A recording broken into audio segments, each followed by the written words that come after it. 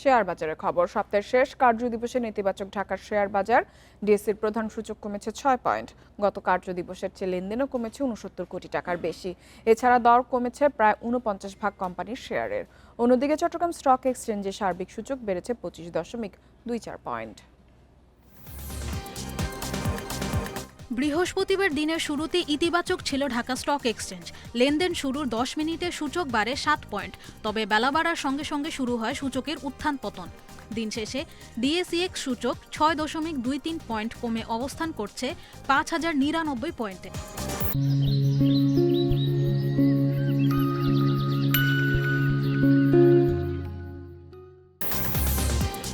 সূচকের পাশাপাশি কমেছে লেনদেন।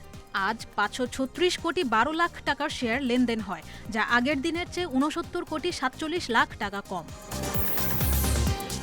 হাত বদলে অংশ নিয়েছে মোট 390টি কোম্পানি ও মিউচুয়াল ফান্ড।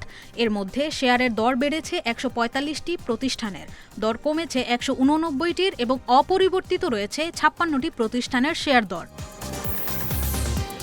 সবচেয়ে বেশি লেনদেন হওয়া প্রতিষ্ঠানের তালিকায় প্রথমেই আছে ওরিয়ন ইনফিউশন, দ্বিতীয় অবস্থানে স্কয়ার ফার্মা এবং তৃতীয় অবস্থানে আছে ডোমিনেজ স্টিল। এদিকে শতাংশের দিক থেকে দর বৃদ্ধির তালিকায় প্রথমেই আছে প্রিমিয়ার লিজিং, ইন্টারন্যাশনাল লিজিং আছে দ্বিতীয় অবস্থানে এবং তৃতীয় অবস্থানে আছে এফএএস ফাইন্যান্স।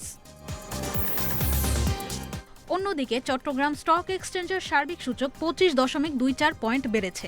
দিন শেষে অবস্থান করছে 14,260 পয়েন্টে। লেনদেন হয়েছে মোট 14 কোটি 47 লাখ টাকার শেয়ার। আদ্রিতা রাইন, ইন্ডিপেন্ডেন্ট নিউজ।